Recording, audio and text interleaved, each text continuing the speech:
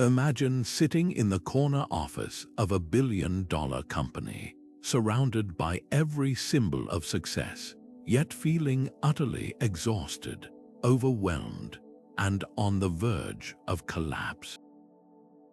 This isn't just a hypothetical scenario. Right now, burnout among top executives is skyrocketing, with studies showing nearly half of all CEOs report chronic stress, sleepless nights, and a sense of being trapped by their own success.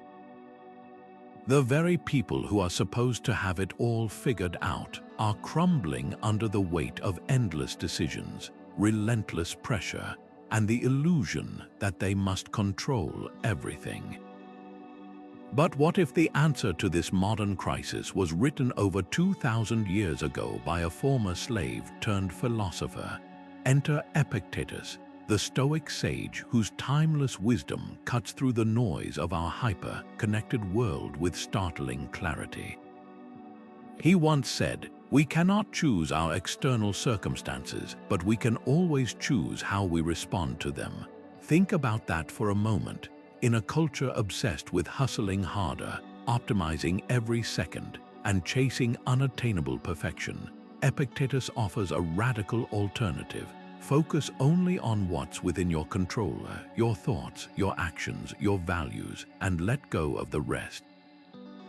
For a CEO drowning in burnout, this isn't just philosophy, it's a lifeline. The Stoic principles of detachment, mindfulness, and purpose aren't about disengaging from the world. They're about engaging with it on your own terms without being consumed by it. So how would Epictetus advise a modern leader on the brink of exhaustion? He'd start by dismantling the myth that success requires suffering. Stoicism isn't about enduring pain stoically. It's about recognizing which pains are unnecessary. It's about shifting your perspective from "I have to do everything" to "I choose where to direct my energy." Throughout this video, we'll explore how his teachings can transform overwhelm into clarity, chaos into calm, and burnout into resilience. Because the truth is, the most powerful leaders aren't those who never feel the weight of pressure. They're the ones who have learned how to carry it without being crushed. And that's a lesson worth sticking around for. Burnout isn't just fatigue, it's a deep erosion of passion, a hollowing out of purpose. Modern psychology defines it by 3 pillars: emotional exhaustion, that feeling of being drained down to your bones; cynicism, where everything feels meaningless or futile; and reduced efficacy, the crushing sense that nothing you do matters. But here's where Stoicism flips the script. While the world tells you burnout is a sign you're doing too much, Epictetus would argue it's a sign you're misallocating too much your attention, your fears, your misplaced expectations. Stoicism doesn't dismiss suffering, it redefines it. Where modern culture treats stress as an enemy to avoid, the Stoics saw challenges as the whetstone for sharpening character. Think of it like this: a marathon runner doesn't hate the burn in their legs, they recognize it as part of the process. Epictetus put it bluntly: it's not what happens to you, but how you react to it that matters. That's the core of his teaching. The sleepless nights, the endless meetings, the weight of decisions, none of these things inherently cause burnout. It's the story we tell ourselves about them. I can't handle this. This shouldn't be happening. If I stop, everything will collapse. So here's the question to sit with. How much of your exhaustion comes from the work itself, and how much comes from the invisible weight you've added: the catastrophizing, the perfectionism, the belief that your worth is tied to relentless output? Stoicism invites you to separate the two. External pressures will always exist, but the internal dialogue, the judgments Epictetus called the root of all suffering, that's where your power lies.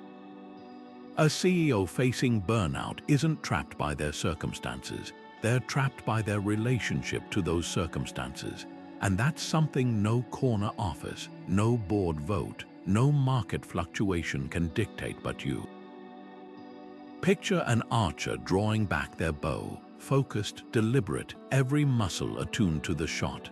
Their job isn't to control the wind or guarantee the arrow hits its mark. Their job is to aim true.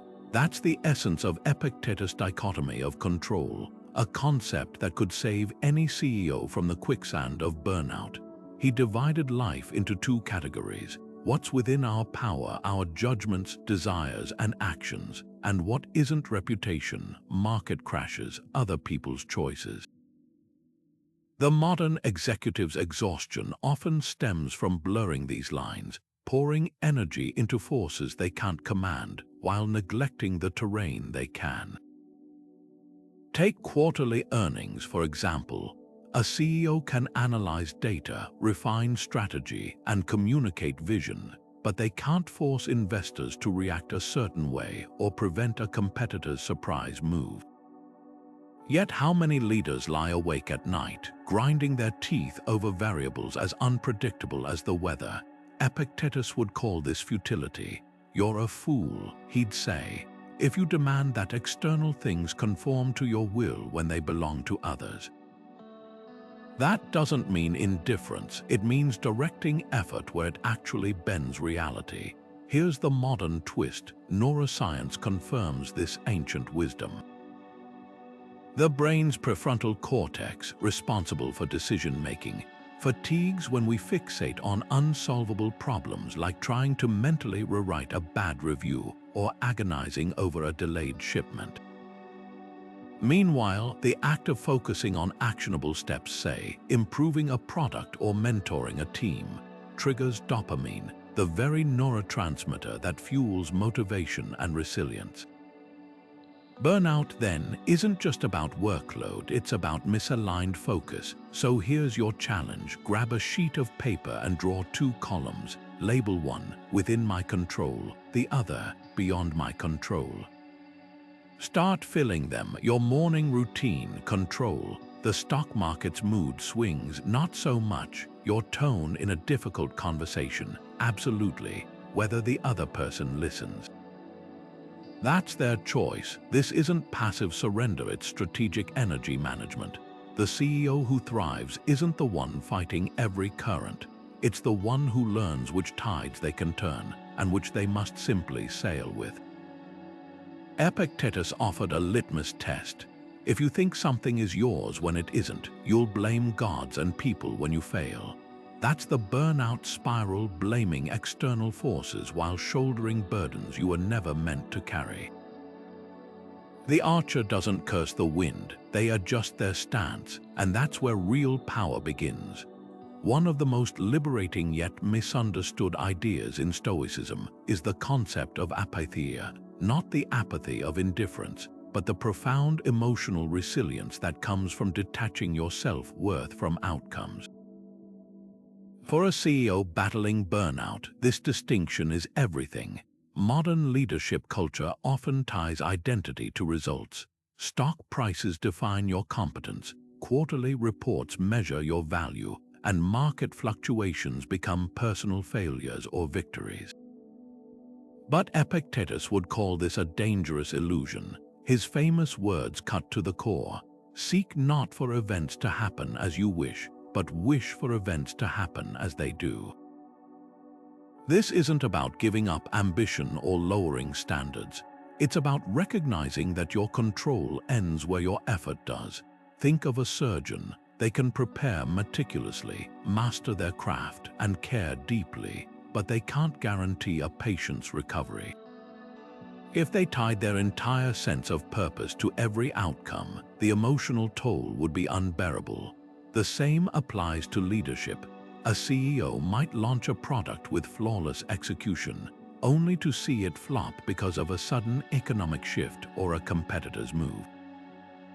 Stoicism asks, did you act with integrity, wisdom, and diligence? If so, the outcome isn't yours to own, it's simply data for the next decision. Here's where modern psychology aligns with ancient wisdom. Studies on locus of control show that people who fixate on external validation, promotions, praise, perfect metrics experience higher stress and lower satisfaction. Those who focus on internal benchmarks, growth, effort, ethical choices report greater resilience. Epictetus framed this as virtue being its own reward. A leader who ties their worth to stock performance is like a farmer obsessing over the weather instead of tending their crops. Both might work tirelessly, but only one is channeling energy where it actually matters. So let's make this practical. Reflect on a recent project where the outcome consumed you. Maybe you lost sleep over a client's response or agonized over a board member's opinion. Now ask, what part of that stress came from the situation itself, and what came from my attachment to a specific result? The gap between those answers is where Stoicism offers relief. Detachment isn't passivity, it's the clarity to pour your best into what you can influence, then release the rest. That's how you lead without burning out, not by avoiding storms, but by learning to stand steady within them. Epictetus trained his students to greet every event, good or bad, with the same question: what does this make possible? A failed deal, an opportunity to refine strategy. A market crash, a lesson in adaptability. When outcomes stop being judgments and start being teachers, burnout loses its grip, because resilience isn't about avoiding the waves, it's about remembering you're the sailor, not the storm. Consider this: why do so many leaders climb to the top of the corporate ladder only to find themselves staring into a void? The exhaustion of burnout often masks a deeper crisis, a disconnect from the purpose that once fueled them. Epictetus saw this coming 2 millennia ago when he warned, "First say to yourself what you would be, and then do what you have to do." For the modern CEO drowning in spreadsheets and shareholder meetings, this isn't just philosophical musing, it's a wake-up call. When profit margins and prestige become the sole metrics of success, the soul of leadership withers. Stoicism teaches that true fulfillment springs from virtue, wisdom, courage, justice, and self-discipline, not the fleeting applause of external validation. Think of it like building a cathedral. The laborers who laid stones in the Middle Ages knew they'd never see the finished spire, yet they worked with reverence because they believed in something greater than themselves. A CEO fixated only on quarterly reports is like a stonemason obsessed with counting bricks instead of envisioning the sanctuary they're creating. Burnout creeps in when the why gets buried under the what. Here's where Epictetus offers a radical tool: premeditatio malorum, the practice of mentally rehearsing worst-case scenarios. At first glance, this sounds counterintuitive. Why dwell on failure when you're already drained? But the Stoic twist is profound. By imagining the loss of status, wealth, or even the company itself, you strip away the illusions of what you thought mattered. Ask yourself, if all this vanished tomorrow, what would still make my life meaningful? The answer's family, integrity, the chance to create something lasting reveal the purpose hidden beneath the clutter of daily firefighting. Modern psychology backs this ancient exercise. Studies show that leaders who articulate a purpose beyond profit, whether it's empowering employees, solving a societal problem, or innovating for future generations, report higher resilience and lower burnout. Why? Because purpose acts as an anchor. When storms hit, it's not the weight of the anchor that steadies the ship, it's the connection to something unmovable below the surface. So take a cue from Epictetus and revisit your earliest days as a leader. What problem ignited your ambition? What change did you long to make? Write it down. Then contrast it with your current priorities. If the gap feels wide, that's the friction burning you out. Realignment starts with small, deliberate choices. A no to a deal that conflicts with your values, a yes to mentoring a young employee, or even silence in a meeting where you'd normally dominate. Purpose isn't found in grand gestures, it's reclaimed in moments when you choose what truly matters over what merely shines. Epictetus once said, "No great thing is created suddenly." Neither is a life of meaning. The CEO who steps back from burnout isn't retreating, they're returning to the core reason they began, and that's where true power resides. The relentless churn of leadership often pulls CEOs into two traps: replaying past mistakes like a broken record or anxiously scripting future scenarios that may never unfold. This mental time travel drains energy far faster than any boardroom battle because, unlike tangible problems, these thoughts exist only in the mind, yet they carry the weight of reality. Epictetus saw this clearly when he said, "We are disturbed not by things, but by the views we take of them." For a leader on the edge of burnout, this insight is revolutionary. The past is frozen, the future is imaginary, but the present moment is where your agency lives. Stoic prosody, the discipline of attention, mirrors modern mindfulness in its laser focus on current reality. Imagine your mind as a ship's captain. When you obsess over yesterday's storm or tomorrow's fog, you're not steering, you're stranded below deck while the ship drifts. Epictetus would urge you back to the helm. What is happening right now? What can I actually do about it? This isn't passive acceptance, it's strategic presence. A Harvard study found that employees who practiced mindful breathing before meetings reported 23% lower stress levels, not because their workload changed, but because their relationship to it did. Here's the pivot point: stress doesn't come from the present moment. It comes from layering past regrets or future fears onto that moment. Think about your last high-stakes decision.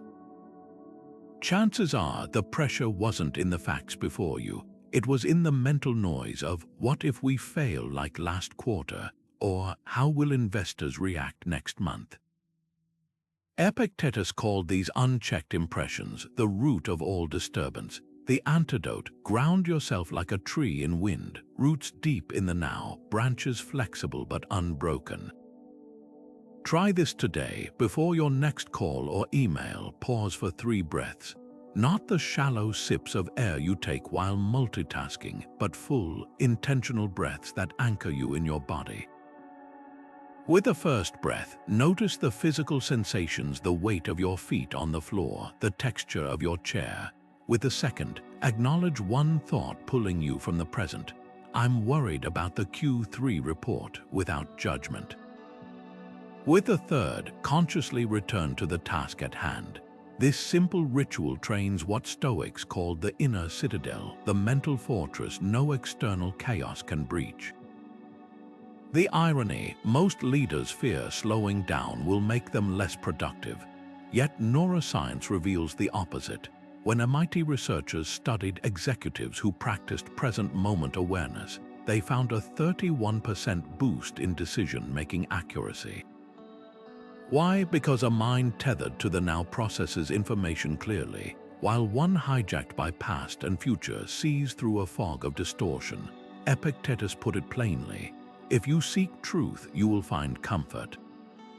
If you seek comfort, you will find neither. Truth lives in the present, not in the ghosts of what was or the mirages of what might be. So when burnout whispers that you must solve everything at once, remember the Stoics' question: what is mine to do in this very moment? The spreadsheet in front of you, the conversation happening now, the single next right step, everything else is commentary. Leadership isn't about carrying all of time on your shoulders. It's about meeting each moment with your eyes wide open, one breath at a time. Epictetus didn't just teach resilience, he lived it. Born into slavery, his body broken by a cruel master's whip, he could have spent his life raging against the injustice of his circumstances. Instead, he transformed suffering into strength, proving that hardship isn't the end of wisdom, it's the raw material for it. His words cut straight to the heart of modern burnout. Difficulties show what men are. Not what they lack, not what they've lost, but what they're truly made of. For a CEO drowning in exhaustion, this shifts everything. Burnout isn't a sign you're failing. It's an invitation to discover what kind of leader you're capable of becoming. Think of a sword forged in fire. The metal doesn't weaken under the hammer's blows, it takes shape. Epictetus would argue the same applies to the mind. Every sleepless night spent wrestling with a failing product launch, every gut-wrenching decision to restructure a team, even the sting of public criticism, these aren't just obstacles. They're the anvil on which your resilience is tempered.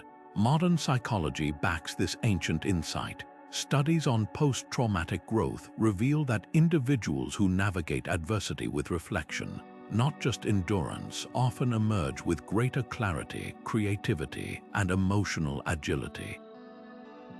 The CEO who views burnout as a training ground doesn't avoid the struggle, they mine it for meaning. Here's the pivotal question: what if your current exhaustion isn't the enemy, but the preparation for something far more demanding and far more rewarding? History's most transformative leaders, from Lincoln battling depression to Jobs facing exile from his own company, didn't rise despite their struggles, they rose because of them. Epictetus called this the discipline of ascent, the practice of greeting challenges not with "why me," but with "what now?" Imagine applying that mindset to next quarter's plummeting sales or a PR crisis. The facts don't change, but your relationship to them does. Suddenly, the pressure isn't a weight crushing you, it's the resistance strengthening you. Consider the Japanese art of kintsugi, where broken pottery is repaired with gold. The cracks aren't hidden, they're illuminated. That's the Stoic approach to burnout. Your fatigue, your doubts, even your failures aren't flaws to erase. They're the evidence of your capacity to endure and adapt. A CEO who's never faced adversity is like a ship that's never weathered a storm, pristine but untested. And in today's volatile world, untested leaders don't just burn out, they break. So here's your reframe. The next time you're staring at a midnight inbox, heart pounding with overwhelm, ask Epictetus' question: what is this moment demanding of me? Not, how can I escape this? But, how can this shape me? Because the leaders who leave lasting marks aren't the ones who avoided the fire, they're the ones who let it forge them into something unbreakable. And that's a transformation no corner office can gift you, but every challenge can. Imagine your mind as a CEO's desk piled high with unanswered emails, half-finished reports, and a dozen urgent post-it notes screaming for attention. Now imagine Epictetus walking into that chaos, calmly sweeping 80% of it into the trash. His message: you're exhausted not because you're doing too much, but because you're deciding too much about things that don't matter. Stoicism's radical minimalism isn't about doing less for the sake of ease. It's about reserving your mental energy for what truly moves the needle. Decision fatigue is the silent killer of modern leadership. Every trivial choice, what to eat for lunch, whether to reschedule that meeting, how to respond to a non-urgent Slack message, depletes the same cognitive reserves you need for high-stakes strategy. Neuroscience confirms this. The brain's prefrontal cortex, responsible for willpower and discernment, tires like a muscle. Epictetus saw this 2,000 years before brain scans, warning: if you seek to please all, you please none, least of all your purpose.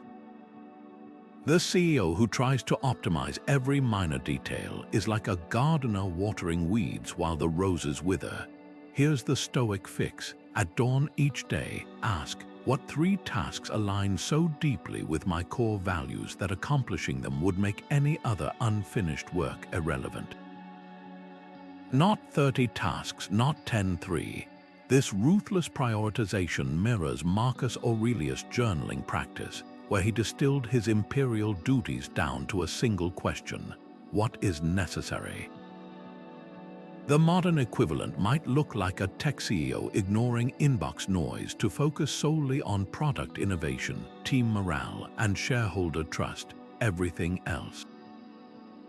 Delegate, defer, or delete. Consider Warren Buffett's 5-25 rule. List 25 career goals, circle the 5 most vital, and avoid the rest at all costs. Why? Because the enemy of high-impact leadership isn't just distraction, it's diffusion. Epictetus took this further, advising his students to regularly ask, "Does this concern what's within my power, or am I borrowing trouble?" A packed calendar isn't the problem, a misaligned one is. Try this today. Grab a notebook and draw 2 circles. In the inner ring, write the 3 responsibilities. Only you can fulfill the ones that define your leadership legacy.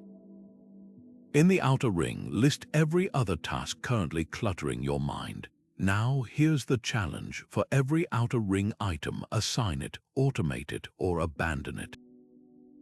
The Stoics called this ataraxia, the tranquility of an uncluttered mind. It's not about having fewer tasks, it's about having fewer irrelevant tasks, the irony. We often avoid this clarity because choosing what to neglect feels like admitting limitation. But Epictetus would argue that recognizing your limits is where true power begins. A river confined to its banks flows with force, a flood dissipates into mud. Your energy is no different. The CEO who thrives isn't the one with the longest to-do list. It's the one who knows precisely which items belong on it. The most exhausting prison isn't made of glass walls or endless meetings. It's built from the invisible bars of other people's opinions. For many CEOs, burnout isn't just about workload. It's the soul-crushing effort of performing for shareholders, boards, and industry peers who hold imaginary scorecards. Epictetus saw this trap clearly when he said, "If you wish to improve, be content to appear clueless." That's not a call to incompetence. It's a liberation from the exhausting charade of pretending to have all the answers. Think about the energy you expend crafting the perfect image. The polished quarterly presentation, the carefully calibrated LinkedIn post, the rehearsed confidence in investor calls. Now imagine redirecting that energy into genuine leadership, the kind that thrives on curiosity, not applause. Modern neuroscience reveals why this approval-seeking cycle burns us out. Every time we tweak a decision to please others, our brain's conflict monitoring system lights up like an overworked CPU. The mental toll of constantly adjusting. Will this sound bold enough? What if they think I'm weak? Drains focus from what actually matters. Contrast that with the CEO who openly says, "I don't know yet, but here's how we'll find out." That's not weakness, it's the confidence of someone who measures success by truth, not trophies. Consider Howard Schultz's return to Starbucks in 2008. Facing crashing stock prices, he didn't spin tales of instant turnarounds to placate Wall Street. He closed 7,000 stores for racial bias training, a move analysts called costly and unnecessary. Yet that decision, rooted in values over validation, rebuilt trust and set the stage for historic growth. Epictetus would have nodded in approval. His philosophy wasn't about rejecting feedback, it was about filtering it through one question: does this align with my purpose, or am I chasing a standing ovation? Here's the litmus test. Picture your most criticized decision last year. Now ask, would you make the same choice if no one else would ever know? The gap between those answers reveals how much external validation is steering your ship. Authentic leadership isn't about being liked, it's about being consistent. When a tech CEO delays a product launch despite investor pressure, or a retail leader raises wages despite slim margins, they're not ignoring stakeholders, they're leading them. So grab a pen and finish this sentence. I'd make bolder choices if I stopped worrying about S opinion. That name you just wrote, that's your silent burnout partner. The freedom Epictetus promises isn't in rebellion, it's in the quiet certainty that the only report card that matters is the one you write yourself. Because at the end of the day, the people most worth impressing are those who'll follow you not for your perfection, but for your integrity. And that's a following no amount of performative hustle can buy. There's a dangerous lie woven into the fabric of modern leadership, the idea that rest is the enemy of success. Hustle culture screams, "Sleep when you're dead," while Silicon Valley glorifies all-nighters like badges of honor. But Epictetus, the Stoic who shaped emperors and slaves alike, would call this insanity. He didn't preach relentless grinding, he taught rhythmic balance. First, do no harm. He advised starting with harm to yourself. For a CEO teetering on burnout's edge, this isn't just countercultural, it's revolutionary. Because Stoicism doesn't reject rest, it reframes it as a sacred duty. Think of an Olympic athlete. Their training isn't just about pushing limits. It's about strategic recovery, ice baths, protein shakes, mandated sleep.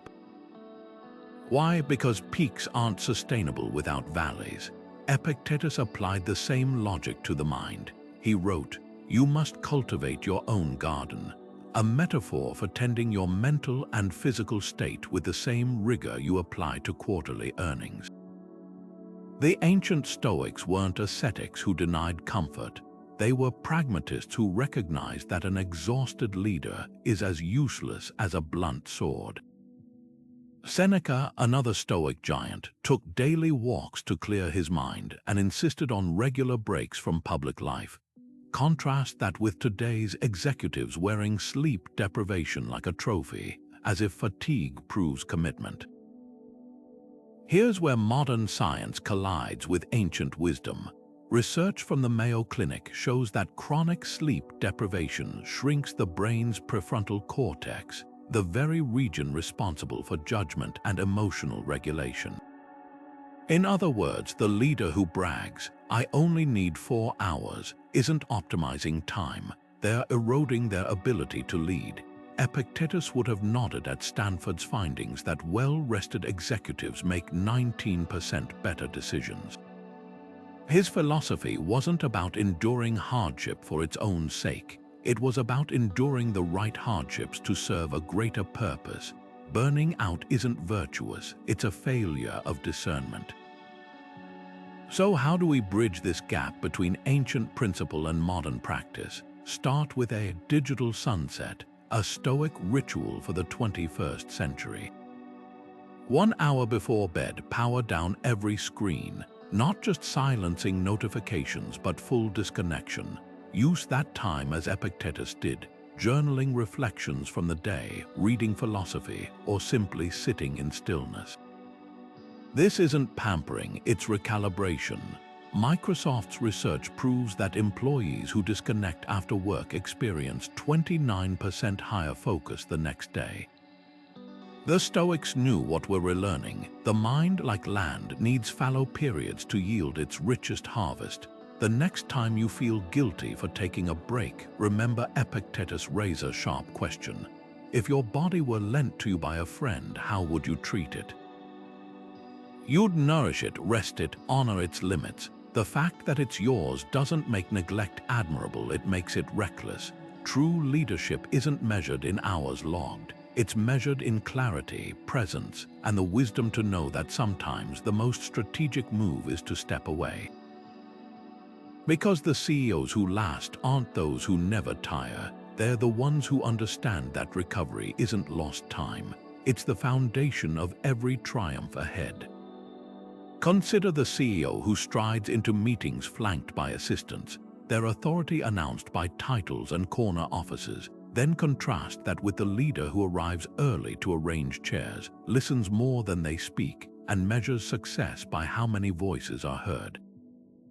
This is the heart of Epictetus' radical vision. True power isn't about elevation, it's about elevation of others. He wrote, "You are not your job title, you are the duties you fulfill." In a world obsessed with hierarchy, Stoicism reframes leadership as stewardship. The moment you see your role not as a crown to wear but as a plow to wield, burnout begins to loosen its grip. History's most enduring leaders understood this intuitively. When Abraham Lincoln drafted the Emancipation Proclamation, he didn't do it from an ivory tower. He spent nights in the War Department's telegraph office, deciphering battlefield reports alongside junior clerks. Epictetus would have recognized this instinct. His philosophy rebuked leaders who confused privilege with purpose, asking, "If your staff's burdens don't keep you awake at night, why should your own?" Modern research validates this ancient insight. Gallup studies show teams with servant leaders report 21% higher profitability and 41% lower absenteeism. Why? Because when a CEO focuses on removing obstacles rather than asserting dominance, they unlock something rare, collective energy that replenishes rather than depletes. Here's where Stoic humility dismantles ego's trap. The executive who believes they must have all the answers shoulders an impossible weight, one no human can carry. But the leader who asks, "What can I learn from our newest intern?" or "How can I make my team's work easier?" trades the fatigue of performance for the vitality of partnership. Think of a conductor guiding an orchestra. Their genius isn't in playing every instrument. It's in creating the conditions where each musician's talent shines. Epictetus called this the art of invisible leadership, the quiet work of clearing paths so others can run farther.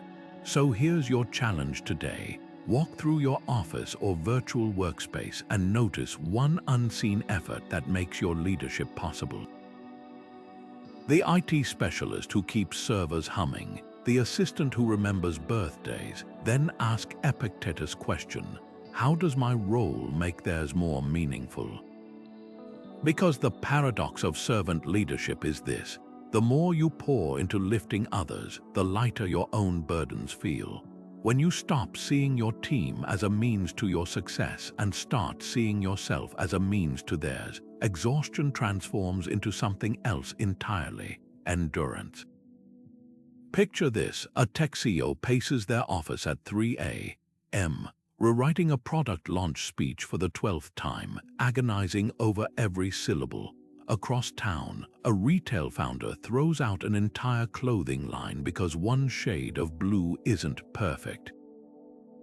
These aren't scenes of dedication, they're symptoms of a modern epidemic. One Epictetus diagnosed 2 millennia ago: the tyranny of perfectionism. His words cut through the noise. No great thing is created suddenly, any more than a bunch of grapes or a fig. That last part matters. Nature doesn't rush. Fruit ripens in its own time, and so do people. Yet today's leaders treat themselves like machines, expecting flawless execution on demand. The Stoic antidote: embrace the fertile ground between good enough and never ready. Perfectionism isn't high standards, it's the delusion that flaws negate worth. Ancient Stoics practiced amor fati, the love of fate, which included loving the stumbles, the awkward drafts, the messy first attempts. When a student confessed shame over a botched speech, Epictetus didn't scold their performance, he challenged their definition of success. "You speak not to display eloquence," he reminded them, "but to move hearts." Modern leaders could learn from this. Jeff Bezos' first Kindle prototypes were clunky. Steve Jobs' initial iPhone demo glitched publicly. Yet both persevered because they valued progress over polish. Neuroscience confirms this approach.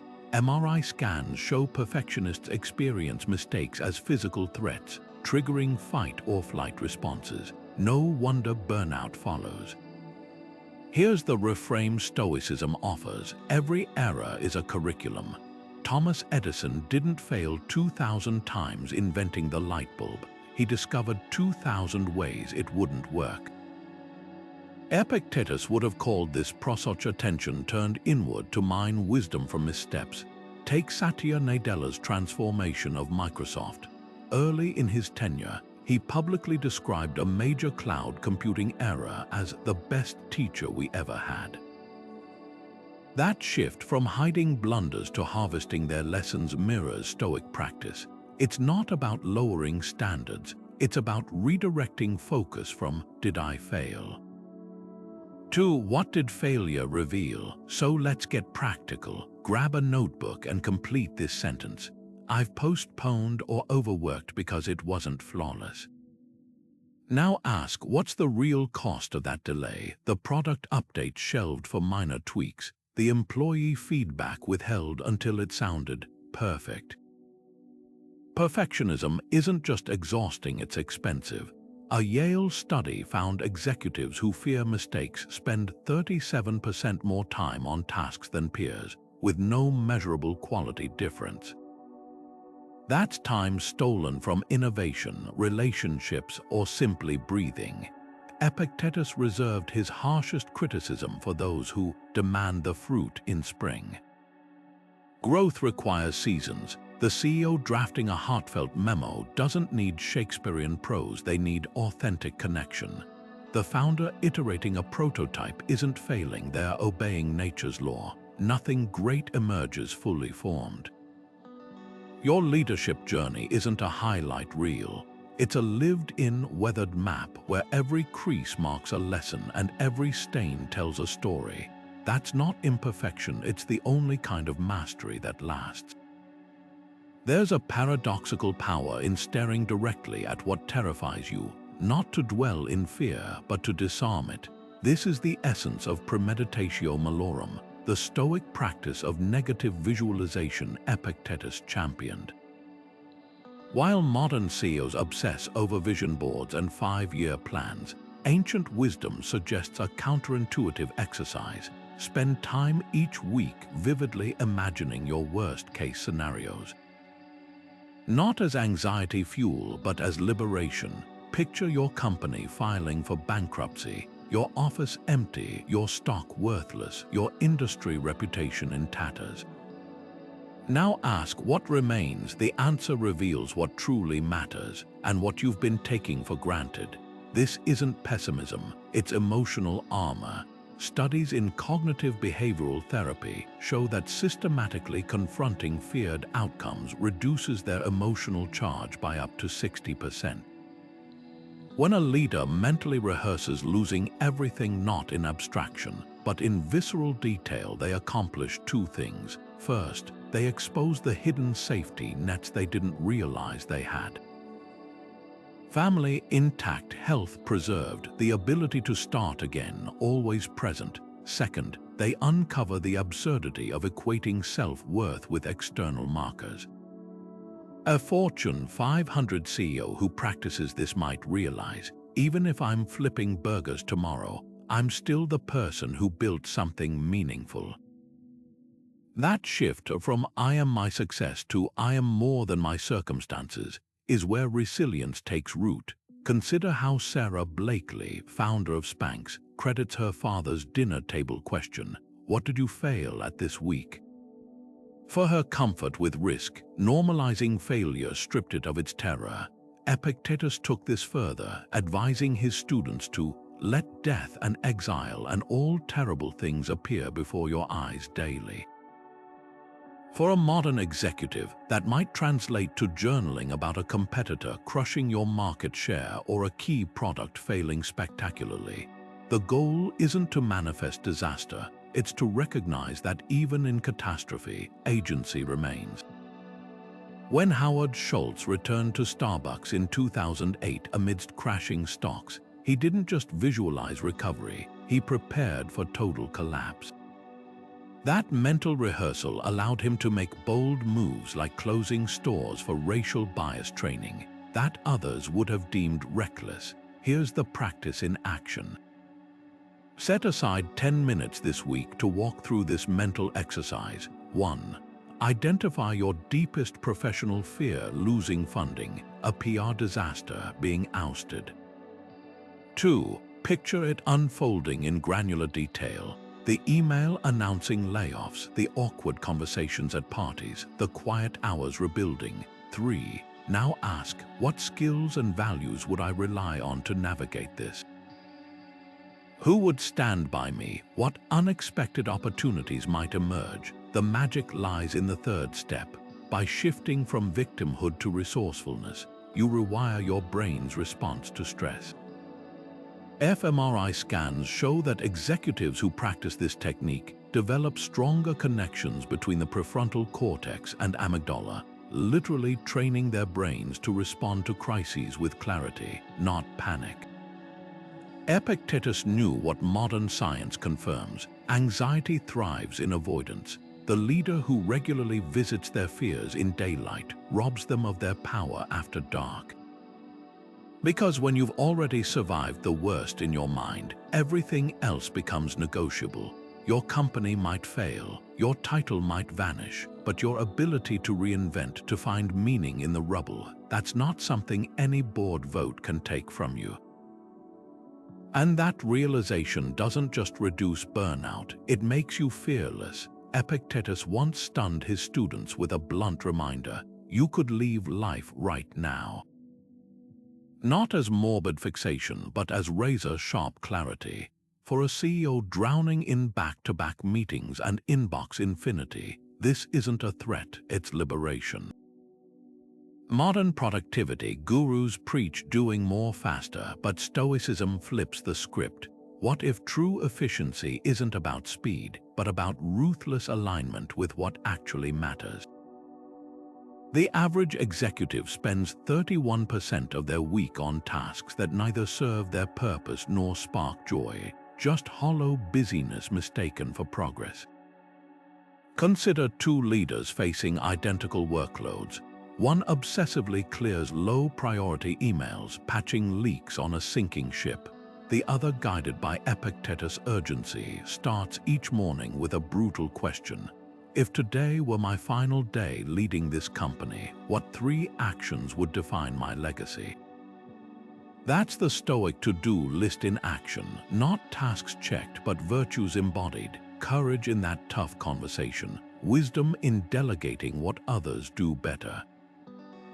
Justice in allocating resources fairly. Vanity projects and people-pleasing fall away like dead leaves. The magic lies in the contrast between ancient and modern urgency. Today's hustle culture screams, do it all, while Stoicism whispers, do only what's worthy of you. Warren Buffett's two-list strategy mirrors this. Write 25 career goals, circle 5 essentials, and treat the rest as avoid at all costs. Why? Because as Epictetus observed, no one is suddenly made miserable. Burnout creeps in through 1,000 tiny compromises, saying yes to trivial demands that quietly displace what's vital. Try this experiment today. Grab a red pen and your current task list. Next to each item, write one of 2 letters, V for virtue tasks aligning with wisdom, courage, justice, or N for noise, everything else. The N's aren't necessarily bad, they're just not yours to carry. That investor lunch where you perform confidence, delegate to your CFO, the industry panel that drains you. Decline with grace. Every no creates space for what Epictetus called the proper business of humanity, living meaningfully, not just productively. Modern neuroscience validates this ancient editing.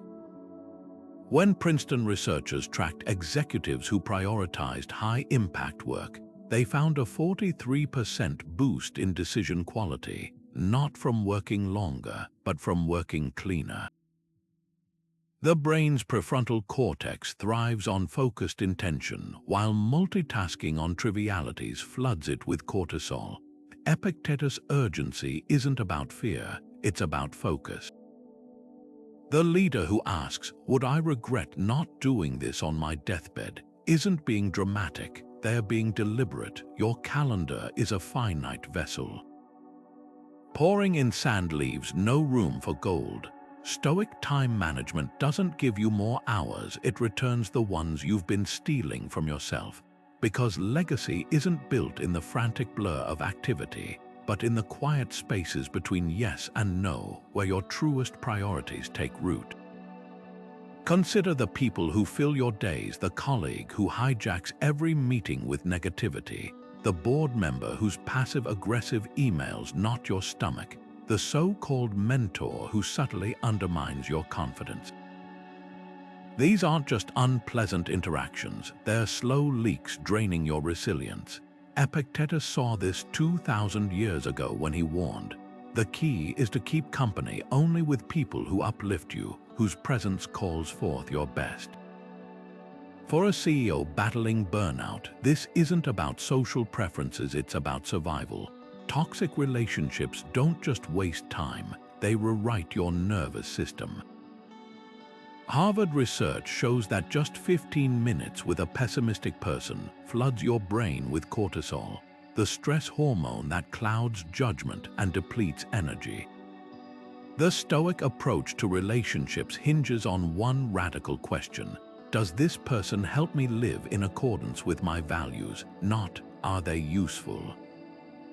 Or are they powerful, but do they make me more myself?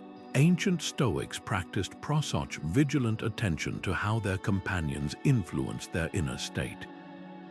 Marcus Aurelius journaled about avoiding the squawking of malice and vanity, while Seneca wrote letters about severing ties with those who treated life as a competition rather than a collaboration. Modern leaders might reframe this as an energy audit. After every interaction, notice whether you feel lighter or heavier. That's your nervous system voting.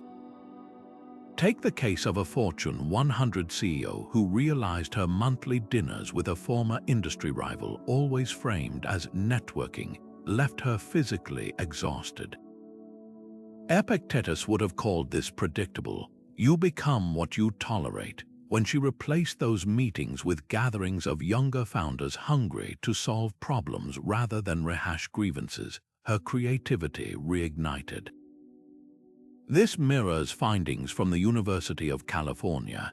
Executives who intentionally curate positive professional circles report 34% higher job satisfaction and 28% lower burnout rates. The lesson isn't to avoid challenge, but to distinguish between those who challenge you to grow and those who simply erode your peace. Here's the litmus test Epictetus would propose. For 1 week, keep a tally mark each time someone leaves you feeling depleted. Not annoyed, that's human, but genuinely diminished. Then ask, what would happen if I have these interactions? Not with drama or confrontation, but with gradual, graceful distance. Stoicism doesn't demand you burn bridges. It teaches you to stop crossing ones that lead nowhere. Yet there's a crucial nuance. The goal isn't to surround yourself with yes men or avoid hard truths. Some of history's most transformative leaders, from Lincoln's team of rivals to Jobs' brutal honesty, thrived on friction. The difference: toxic relationships fixate on problems, transformative ones focus on solutions. A mentor who says, "This strategy has flaws, here's how to strengthen it," is gold. A colleague who mutters, "This will never work," without offering alternatives, is gravel in your shoes. So today, try this Stoic realignment. Write down 3 names: one person who consistently sparks your curiosity, one who models the calm you aspire to, and one who reminds you why your work matters. Now schedule time with them this month, not as a luxury but as leadership hygiene. Because the people you choose to let in aren't just company, they're co-authors of your resilience. And when burnout whispers that you can't afford to step away, remember Epictetus' reminder: you can't afford not to. The mind and body aren't separate domains to manage. They're threads of the same fabric, and when one frays, the other follows. Epictetus, despite living in an era without ergonomic chairs or cortisol studies, saw this truth with startling clarity. The body is not a prison to escape, he taught, but the instrument through which wisdom walks. For a CEO grinding through 18-hour days on caffeine and cold pizza, this isn't just wellness advice, it's a survival manual. Burnout doesn't start in the boardroom, it simmers in stiff shoulders, shallow breathing, and the ignored exhaustion that whispers long before it screams. Modern leaders often treat their bodies like rented cars, pushing them to the red line while skipping maintenance, then wondering why the engine seizes. But Stoicism reframes physical health as a moral duty.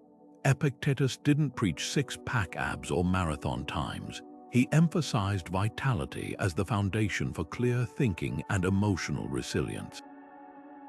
Think of it like maintaining a violin. A master musician doesn't polish their instrument for vanity. They do it because even the most brilliant composition falls flat on broken strings. Your body is that instrument. When you skip sleep, subsist on stress-fueled meals, or chain yourself to a desk, you're not just neglecting your health, you're sabotaging your capacity to lead. Here's where ancient wisdom meets modern science. Research from the Mayo Clinic reveals that just 20 minutes of daily movement, walking, stretching, even climbing stairs, boosts cognitive function by 40%. Epictetus anticipated this when he prescribed walking as moving meditation, urging his students to let your feet steady your thoughts. The CEOs who thrive aren't those who sacrifice health for productivity. They're the ones who recognize that a brisk walk before a negotiation sharpens judgment better than any extra hour of screen time.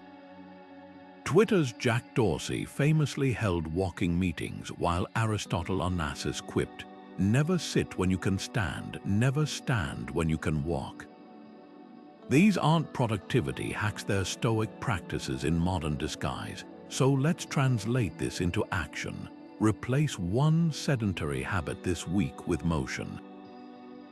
Pace during phone calls, take the stairs instead of the elevator. Try a standing desk for 30-minute intervals. Notice how movement shifts not just your energy, but your perspective.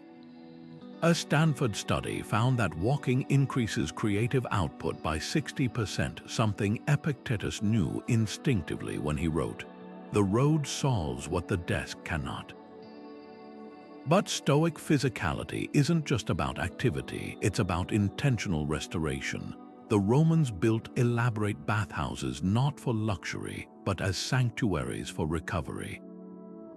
Seneca wrote letters about the sacred necessity of rest, while Marcus Aurelius scheduled daily breaks to wrestle and ride. Today's equivalent might look like 10 minutes of deep breathing between meetings, or a lunch break actually spent eating, not multitasking. When a Fortune 500 CEO was asked how he avoided burnout during a merger, his answer was simple: "I slept 8 hours every night. The deal could wait, my clarity couldn't." Epictetus reserved his harshest criticism for those who mistake abuse for discipline. Pushing through exhaustion isn't strength, it's arrogance. The leader who treats their body with respect isn't being self-indulgent. They're ensuring their mind has the fuel to make decisions worthy of their role. Because at the end of the day, no amount of willpower can compensate for a neglected nervous system. The most strategic meeting you'll ever attend is the one between your sneakers and the sidewalk. Wealth whispers a dangerous promise: if only I had a little more, I'd finally feel secure. But Epictetus, the philosopher who watched emperors rise and fall, saw through this illusion. He didn't just warn against greed, he mocked the very idea that money could ever be a reliable anchor. "You're a fool," he'd say, "if you measure your worth by coins that can be stolen by thieves or devalued by emperors with a single decree." For a modern CEO whose net worth swings with the stock market, this isn't ancient wisdom, it's a lifeline. Because financial stress isn't about the number in your account, it's about the story you attach to it.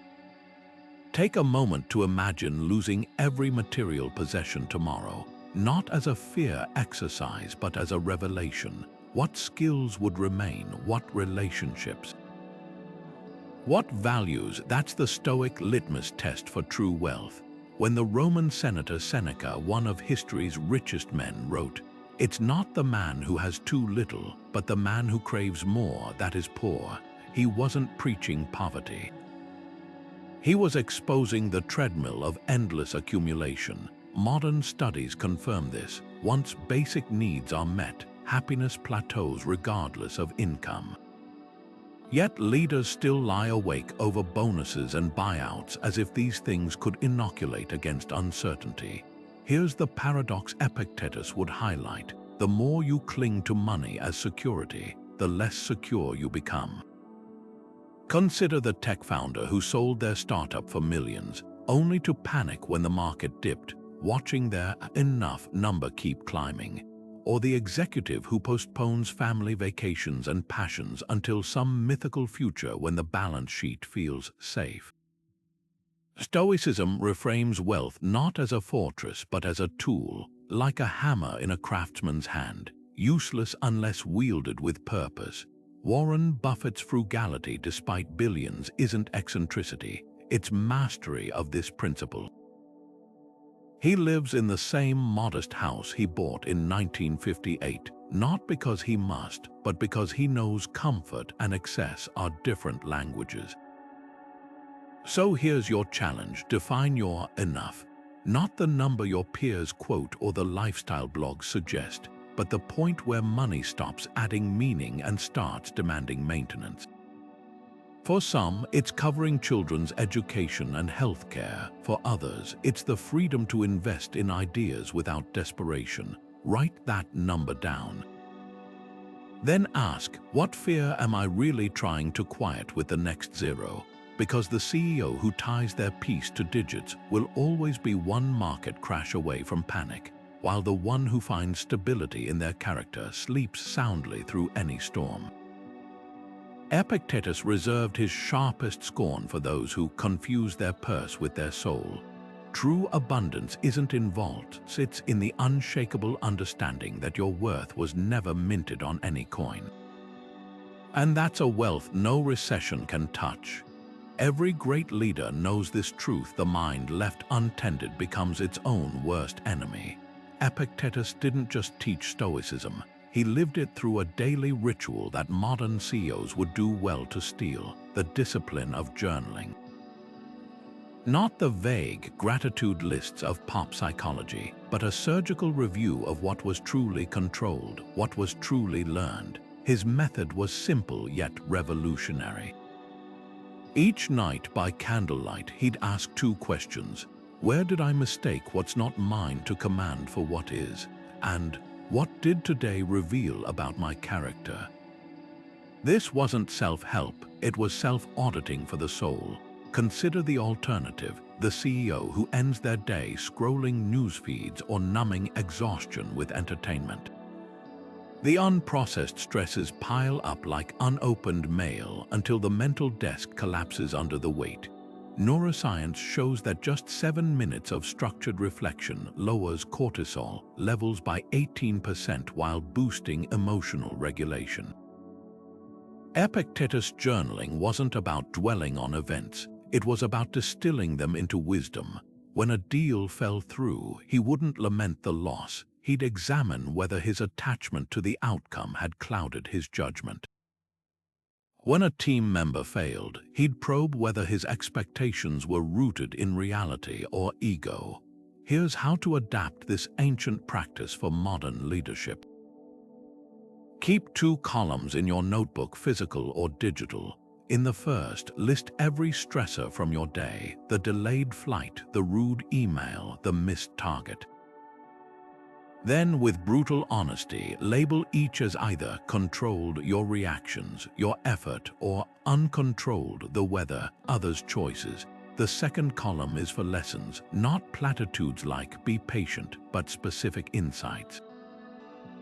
Pushing the team past 8 p.m. yielded diminishing returns. My interjections in meetings stifle quieter voices. The goal isn't to judge, but to observe patterns like a scientist studying data. Take inspiration from Teddy Roosevelt, who filled hundreds of journals with self-reviews after political defeats, or Oprah, who credits her decades-long journaling habit for clarity in chaos. The common thread: they didn't just vent, they excavated. When Amazon's Jeff Bezos writes his annual shareholder letters, they're not just updates, they're public journals tracing his evolving philosophy. That's the Stoic difference, reflection as recalibration. Try tonight, before sleep, answer Epictetus' 2 questions with bullet point brevity. Then notice what happens over a week. The colleague's snark that once ruined your morning becomes a footnote under uncontrolled. The project setback transforms from disaster to case study in resilience. Like a sculptor chipping away excess marble, you'll reveal the leader beneath the noise, because burnout doesn't come from bearing weight, it comes from bearing it blindly. The journal isn't your confessional, it's your mirror, your mentor, your measure of what's truly yours to carry. Silence isn't just the absence of noise, it's the birthplace of clarity. Epictetus knew this when he urged his students, first learn the meaning of what you say and then speak. For a CEO drowning in the cacophony of back-to-back meetings, pinging notifications, and the relentless hum of decision fatigue, this isn't a suggestion, it's medicine.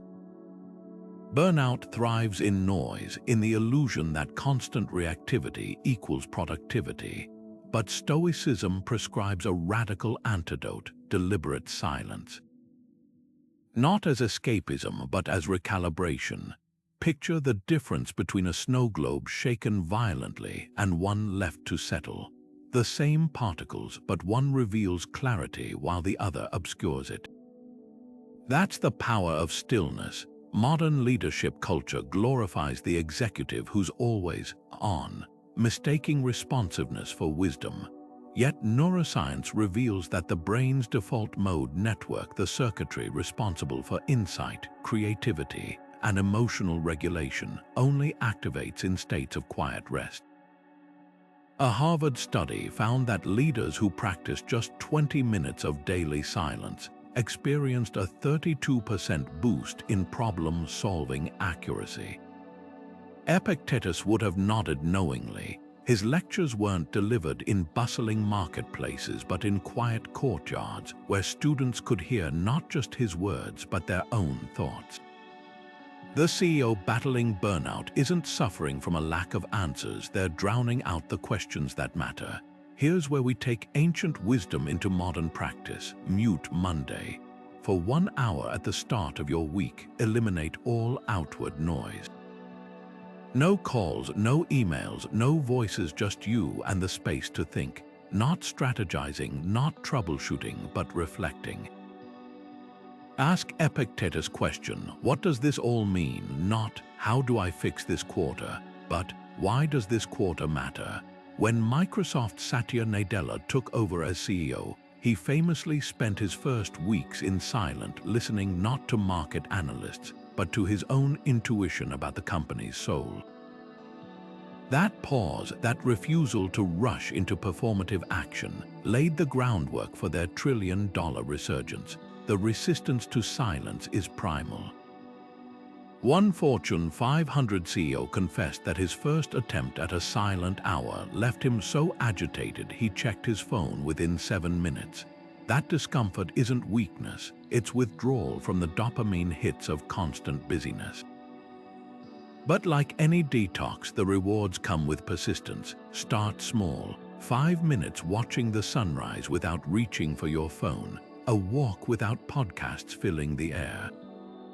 Gradually expand the space between stimulus and response until silence becomes not an absence, but a presence, one where you finally hear the whispers of your own wisdom. Epictetus didn't just teach Stoicism in words, he modeled it in pauses. The next time you're tempted to fill a quiet moment with another task, remember, the most profound leadership decisions aren't born in boardrooms, but in the unguarded spaces between thoughts. Because when you stop drowning out the silence, you start hearing the solutions that were there all along. Burnout thrives in the soil of scarcity, the gnawing sense that you never have enough time, enough success, enough control. But Epictetus, the Stoic who found freedom in a life stripped to its essentials, offers a counterintuitive cure. Gratitude not as a fluffy self-help tactic, but as a radical act of defiance against despair. His words cut through centuries. He is a wise man who does not grieve for what he has not, but rejoices for what he has. For the CEO lying awake at 3 a.m., tallying unmet targets and looming disasters, this isn't just philosophy, it's cognitive rewiring.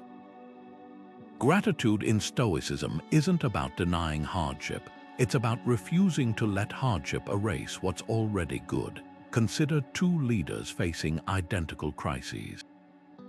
One fixates on the 20% revenue drop, their mind a loop of catastrophes.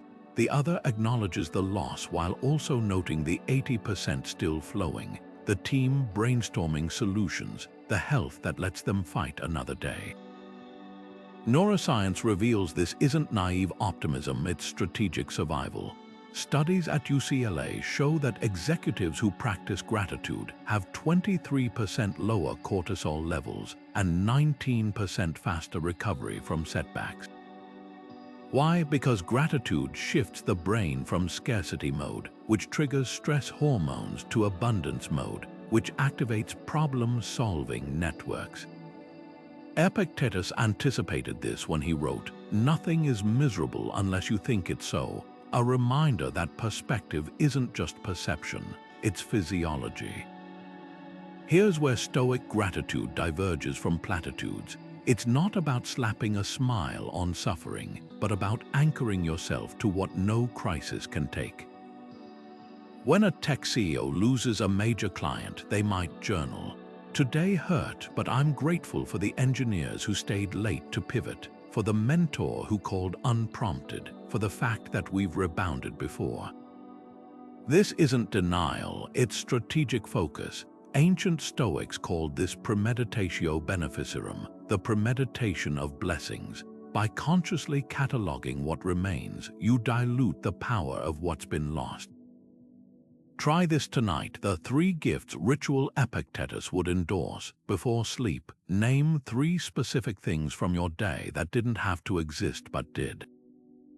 Not vague, "I'm grateful for health" statements, but granular moments.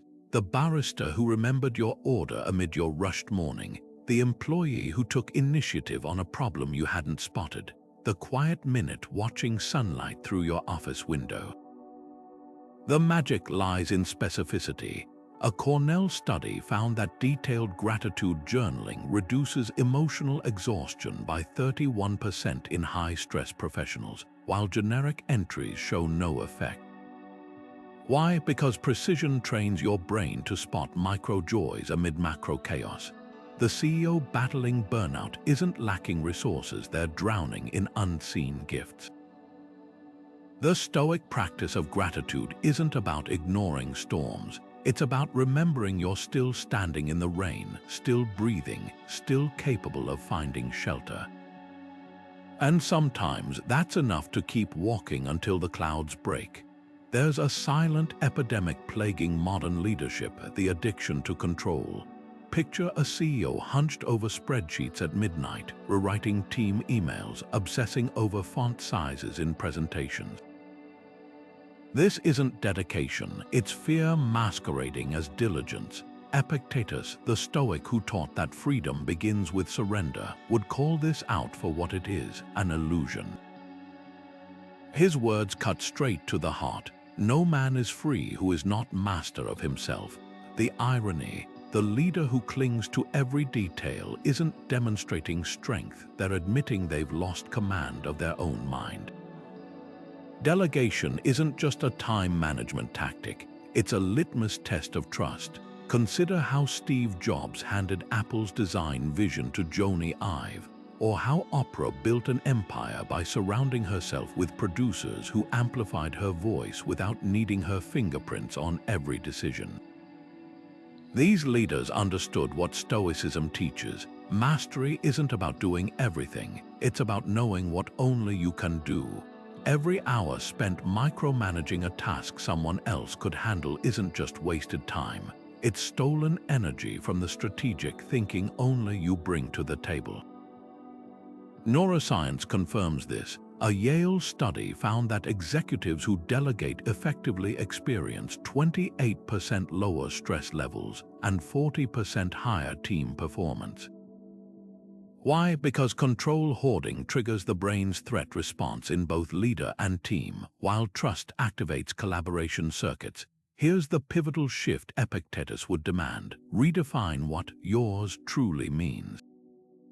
Your quarterly vision, yours, the color palette for the marketing brochure, not yours. The ancient Stoics practiced ta ephimin, the discipline of distinguishing what's within your power from what isn't.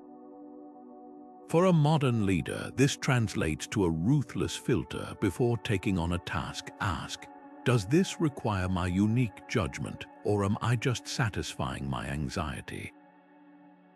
When Elon Musk sleeps on Tesla's factory floor during production crunches, it's to solve engineering puzzles only he can crack, not to proofread press releases. Try this exercise today. List every responsibility currently on your plate. Then draw 2 circles, an inner ring for tasks that demand your specific expertise, merger negotiations, culture-defining speeches, and an outer ring for those that don't, scheduling, routine approvals. For each outer ring item, identify someone who could own it, not just execute it, but truly own it. Delegation isn't dumping work, it's gifting growth. When Indra Nooyi revitalized PepsiCo, she didn't do it by approving every packaging design. She did it by empowering her team to innovate while she focused on reshaping the company's global vision. The resistance to let go often stems from a hidden belief: if I don't do it, it won't be right. But Epictetus would challenge that arrogance. Do you presume to dictate how others rise to their potential? Micromanagement doesn't perfect outcomes, it stifles the very excellence you claim to seek. A Stanford study revealed that teams given autonomy outperform micromanaged ones by 35% on creativity metrics. The leader who insists on controlling every detail isn't upholding standards. They're capping their organization's potential at the height of their own limitations. So here's the Stoic reframe: every act of delegation is an act of trust, and every act of trust is a declaration that you're building something bigger than yourself. The CEO who clenches every thread isn't weaving a tapestry, they're tangled in a knot of their own making. Real freedom, as Epictetus promised, comes not from holding all the reins, but from knowing which ones to drop so others can run alongside you. Epictetus didn't just endure hardship, he mocked it. Imagine the ancient philosopher, a former slave with a limp from his master's brutality, chuckling as he told his students, "If someone tried to take your donkey, you'd let them. But if they insult you, you'll destroy your peace for days. Who's the real fool here?"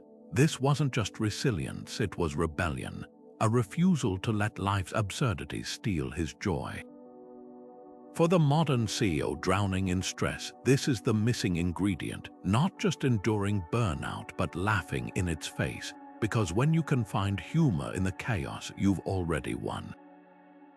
Think of the most ridiculous moment from your worst work week: the printer jamming during a crisis meeting, the autocorrect fail in a high-stakes email, the absurdity of fretting over a stock dip while sipping a $7 latte. Epictetus would have seized on these moments like comic gold. His humor wasn't about denying pain, it was about shrinking it down to size.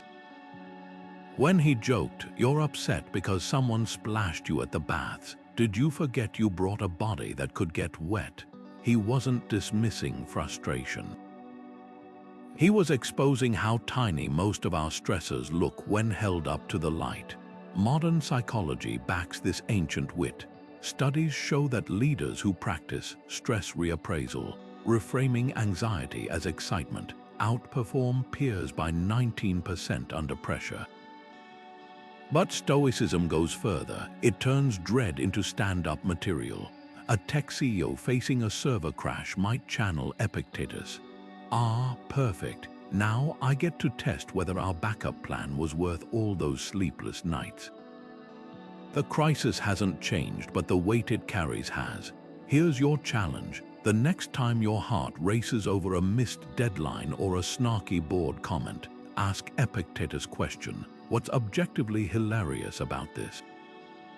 Maybe it's the irony of preaching work-life balance while eating lunch over your keyboard. Maybe it's the fact that an adult with a corner office is genuinely stressed about font sizes. Laughter doesn't solve the problem, it solves your relationship to the problem. The Stoics called this apatheia, not the absence of feeling, but the mastery of it. And nothing disarms suffering faster than grinning at its theatrics, because the leader who can laugh at the storm isn't ignoring the waves, they're remembering they're made of the same water. Your phone buzzes with another email alert as you take a bite of dinner, the 17th interruption in what was supposed to be a quiet meal. Epictetus, watching this modern ritual from across the centuries, would recognize it instantly, not productivity but slavery. The Stoics had a term for things like notifications, social media likes, and endless inbox pings: indifference. Not inherently good or bad, but dangerous when we treat them as necessities. Freedom is secured not by fulfilling desires, Epictetus taught, but by eliminating them. That flashing screen isn't just stealing your attention, it's training you to mistake urgency for importance, reaction for reflection. Consider the last time you sat through an entire meal without glancing at your phone. If that feels impossible, you're not alone. The average executive checks their device 74 times a day, with notifications triggering the same dopamine surges as slot machines. Ancient Stoics warned against such mental fragmentation.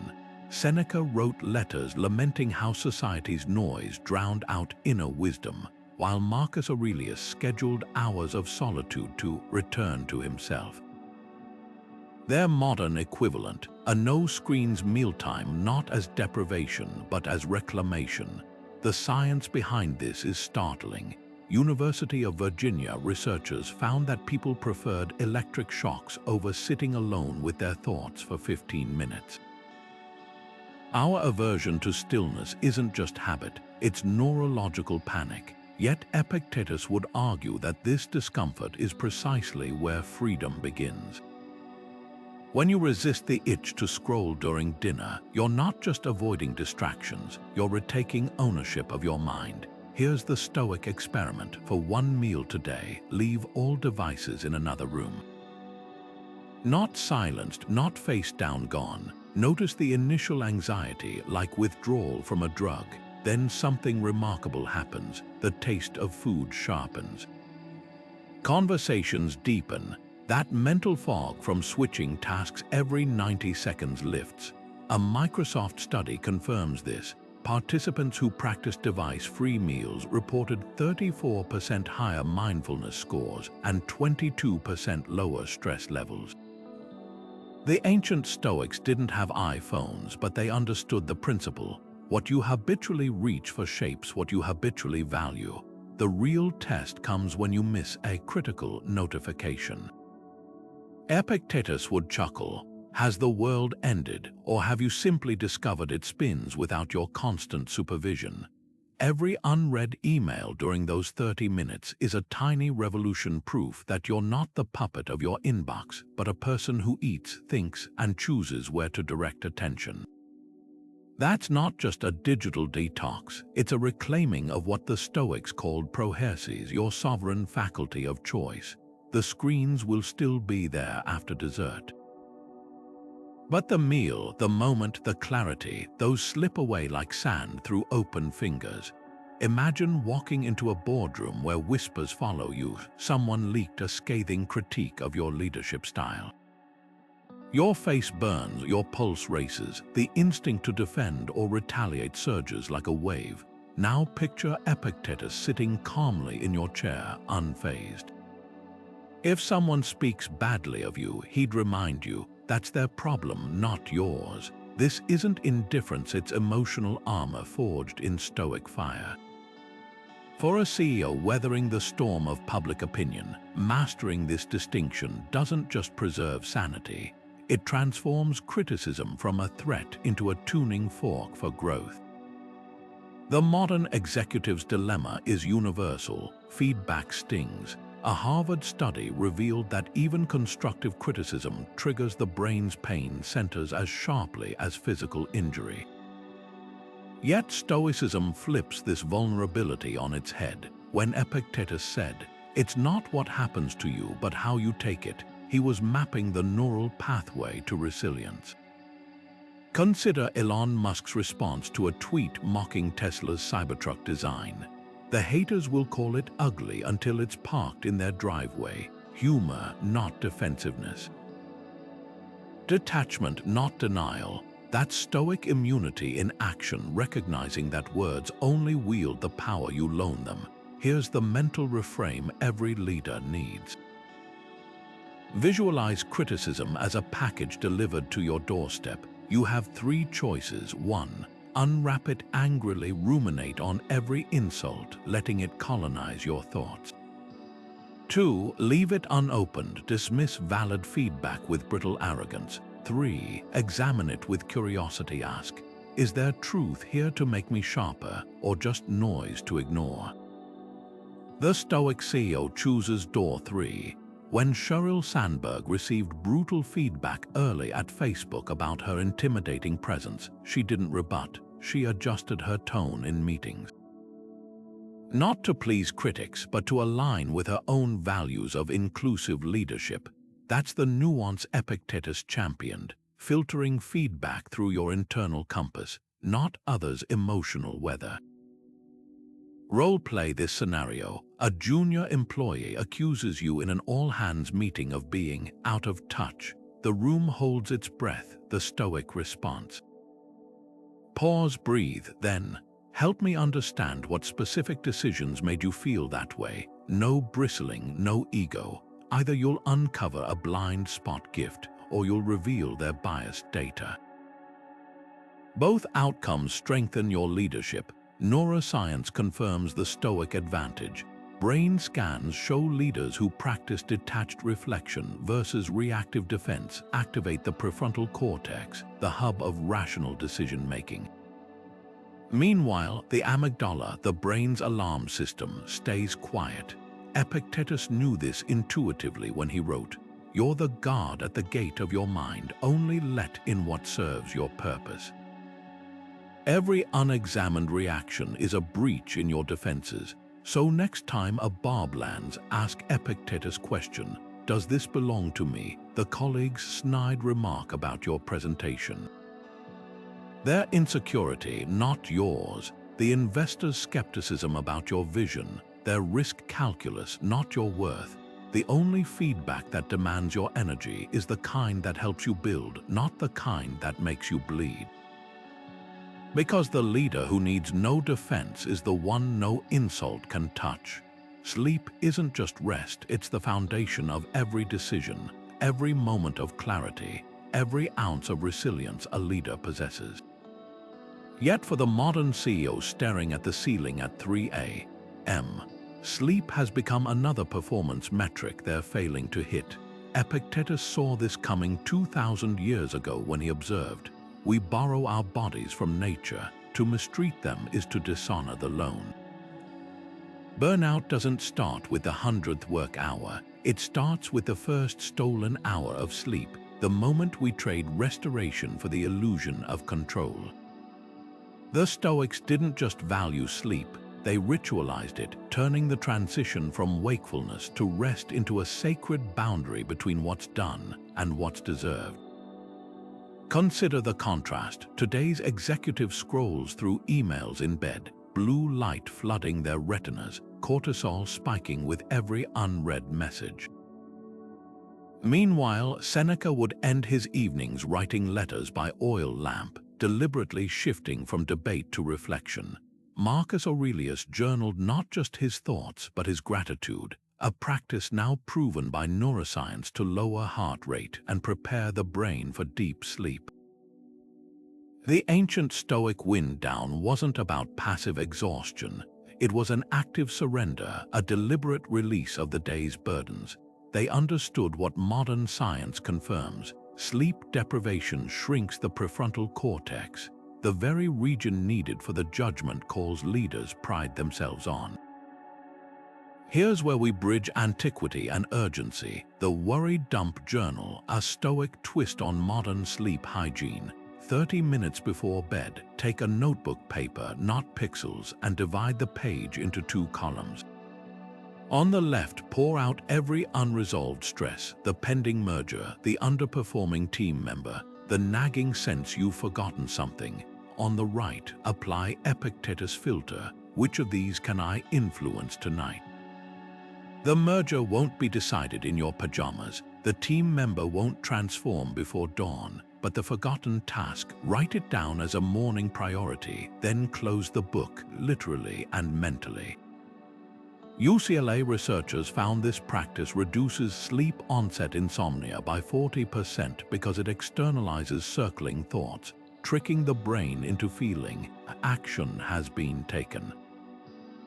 The ritual's power lies in its physicality. The act of handwriting slower, more tactile than typing, signals the nervous system that the day's work is complete. The closing of the notebook becomes a symbolic act, what the Stoics called finum facere, making an end. Compare this to the modern habit of drifting off mid-scroll, leaving the mind in suspended animation between engagement and rest.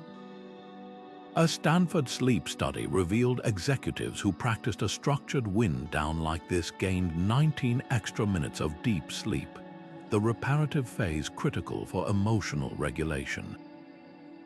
Those minutes compound like interest. Over a month, they're 9 extra hours of clarity, patience, and creativity, resources no leader can afford to squander. Yet the Stoics took it further. They paired practicality with philosophy. After the worry dump, they'd ask one final question: what did today teach me about living in alignment with my values? Not productivity wins, but moral progress. A tech CEO might note, "Today I listened more than I spoke in the engineering meeting. That's growth." A retail founder might acknowledge, "I snapped at the barista this morning. Tomorrow I'll pause before reacting." This nightly audit, it wasn't self-judgment, it was course correction. Neuroscience confirms that ending the day with self-affirmation, not achievement lists, boosts serotonin and primes the brain for restorative sleep. The modern world will always whisper that sleep is for the weak. The Stoics answered with ironclad logic: you cannot serve your company, your team, or your purpose from a depleted vessel. The CEO who dismisses sleep as luxury is like a blacksmith neglecting his tools. The work suffers long before the collapse. Tonight, when the glow of your phone tempts you into just one more email, hear Epictetus' reminder: you own your actions, not their outcomes, but even those actions must wait till dawn. Because the leader who masters the art of stopping isn't lazy, they're building the resilience tomorrow demands. Success in the modern executive suite is often measured in quarterly reports, stock prices, and market share, numbers flashing on screens like a heartbeat monitor for corporate health. But Epictetus, watching from the distant past, would call this a dangerous confusion of means and ends. His definition of wealth, not in having great possessions, but in having few wants, strikes at the heart of why so many leaders climb to the top only to find emptiness waiting. The Stoic concept of eudaimonia, often translated as flourishing or fulfillment, offers a radical alternative. Success isn't what you accumulate, but how you align your actions with purpose. Imagine 2 CEOs. One obsesses over beating competitors by half a percentage point, while the other measures impact by how many employees can send their children to college or how a product alleviates real human struggles.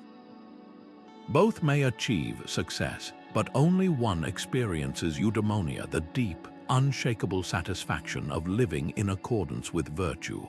Consider Patagonia's Yvonne Chouinard, who famously declared, "Earth is now our only shareholder."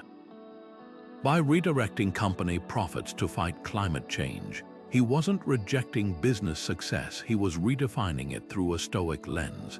The ancient Stoics argued that external achievements only matter insofar as they reflect internal alignment. A yacht or private jet might signal prosperity, but if acquiring it required betraying your values or neglecting your health, it's not success, it's a shiny distraction from the person you've compromised to become. Epictetus would ask modern leaders, does your pursuit of growth expand or contract your humanity? When Howard Schultz returned to Starbucks, he didn't just focus on revenue, he reinvested in employee education and mental health benefits. The market initially balked, but the long-term result was a company that thrived because its definition of success included the flourishing of its people. This shift from metrics to meaning starts with a simple but profound exercise. Take a blank sheet of paper and draw 2 columns. Label 1, what the world celebrates, promotions, profits, press coverage, and the other, what feeds my soul, mentoring a protege, solving a meaningful problem, creating art alongside spreadsheets. The gap between these columns is where burnout breeds. A McKinsey study found that 74% of executives feel their organizations prioritize financial outcomes over employee well-being, a recipe for disillusionment. The Stoic antidote regularly asks, if I achieved every external goal but lost myself in the process, would it still be worth it? Legacy is the ultimate litmus test. Steve Jobs on his deathbed didn't recount Apple's stock price, he spoke of love, creativity, and the people he'd influenced. This isn't sentimentality, it's Stoic wisdom in action. When Epictetus urged his students to live as if you were already dead, he wasn't being morbid, he was demanding clarity. Picture your own memorial. Will the eulogy highlight your EBITDA margins or the lives you elevated? The products you shipped or the integrity you never compromised? The CEO who chases eudaimonia understands that true wealth isn't counted in banks, but in the quiet moments when purpose and action align, like a musician who stops counting notes and finally hears the music. So here's the invitation: redefine your dashboard. Let the numbers inform you, but not define you. Measure success not by how much you've collected, but by how little you still crave. Because the leader who finds enough in the work itself never burns out, they burn brighter. Corporate culture worships growth, more revenue, more market share, more everything, as if stagnation were failure and contentment were surrender. But Epictetus, the philosopher who found freedom in a single lamp and threadbare cloak, would call this endless hunger not ambition but slavery. His philosophy exposes the modern CEO's dilemma. When your worth is tied to an ever-moving finish line, you'll never outrun exhaustion. The Stoic concept of autarkeia, self-sufficiency, isn't about rejecting success. It's about defining it so clearly that enough becomes a compass, not a compromise. Take a moment to picture your ideal workday, not the one chasing hypothetical billions, but the version where you leave the office feeling whole. Maybe it's signing off at 5 to coach your kid's soccer team. Maybe it's greenlighting a project that won't maximize profits but will ignite your team's creativity. That's the power of enough. Patagonia's founder Yvon Chouinard didn't just cap his company's growth, he rewrote its purpose, declaring, "We're in business to save our home planet." His enough wasn't a number, it was alignment. Here's where Stoicism collides with modern economics: the hedonic treadmill, the psychological phenomenon where achievements only satisfy temporarily before we crave the next milestone, is fueled by a fallacy that more always equals better. Neuroscience reveals that once basic needs are met, happiness plateaus regardless of income. Yet CEOs still chase exponential growth like it's oxygen, mistaking altitude for freedom. Epictetus would challenge this with a razor-sharp question: When your tombstone lists your net worth instead of your character, will it have been worth it? Practical exercise: redefine your metrics, grab a notebook and draw 2 circles. Label the inner ring, non-negotiables, the impact, values, and relationships you refuse to sacrifice for growth. The outer ring, nice-to-haves, the accolades and expansions that might glitter but don't feed your soul. Now audit last quarter's decisions. How many hours were spent chasing outer ring goals at the expense of inner ring non-negotiables? A McKinsey study found that executives who practice this kind of values-based prioritization report 42% higher job satisfaction, not because they accomplish less, but because they accomplish what matters. The resistance to enough often stems from fear of falling behind, of disappointing stakeholders, of being seen as unambitious. But consider the counterintuitive power of constraints. IKEA Ingvar Kamprad built a global empire while flying economy and furnishing his home with his own flat-pack designs. His enough wasn't austerity, it was immunity from the distractions of excess. Epictetus celebrated this mindset when he wrote, "Wealth consists not in having great possessions but in having few wants." The CEO who defines their enough isn't capping potential, they're redirecting it toward what no spreadsheet can quantify. So here's the invitation. Let your next board presentation include a slide titled, "Why We're Content." Not with complacency, but with the fierce clarity of a leader who knows that sustainable success isn't about how high you climb, but how deeply you root. Because the oak that grows too tall without thickening its trunk doesn't impress, it topples. And that's a lesson no amount of hustle can outrun. Burnout thrives in isolation, that creeping sense that you're alone on an island, bearing burdens no one else could possibly understand. But Epictetus, the Stoic who built his philosophy in the crowded streets of Rome and the communal halls of Nicopolis, would call this isolation a self-made prison. His school wasn't just a place for lectures, it was a prosocheton, a gathering space where students debated, sparred, and held each other accountable. If you want to improve, he told them, be content to appear clueless in the eyes of others. For the modern CEO drowning in solitary decision-making, this isn't just ancient advice, it's a lifeline. Because Stoicism was never meant to be practiced in silence. It's a philosophy forged in the friction of fellowship. Consider the difference between a leader who wrestles with strategy alone in their office and one who tests ideas in a trusted mastermind group. The first might spin in circles, mistaking exhaustion for effort. The second, like Epictetus students, benefits from what psychologists call cognitive diversity, the alchemy of multiple perspectives sharpening each other. Take the example of a startup founder who hit a wall with investor negotiations. Alone, she oscillated between aggression and surrender, but in her monthly peer advisory group, a fellow CEO mirrored back her blind spots. You're framing this as a battle, not a collaboration. That single reframe, born from collective wisdom, transformed her approach. Epictetus would have nodded. We have 2 ears and 1 mouth, he reminded his students, so we can listen twice as much as we speak. Yet not all communities are created equal. The Stoics were ruthless about curating their circles. Tell me who you spend time with, Epictetus said, and I'll tell you who you are. A modern mastermind group that devolves into venting sessions or ego stroking is just group therapy for the ambitious.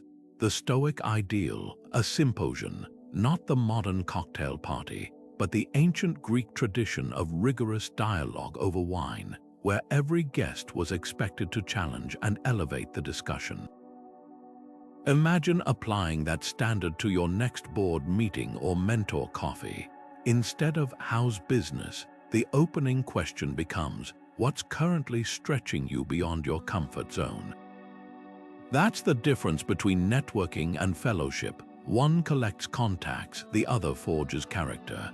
Here's the litmus test Epictetus would propose. After every interaction with your inner circle, ask, do I leave this conversation feeling complacent or clarified? The colleague who nods along to your excuses isn't serving you. The mentor who asks, what would it look like if you weren't afraid, is gold. Historical giants understood this. Benjamin Franklin's Junto Club, where members debated morals, science, and business, required every participant to pose questions that would benefit humanity.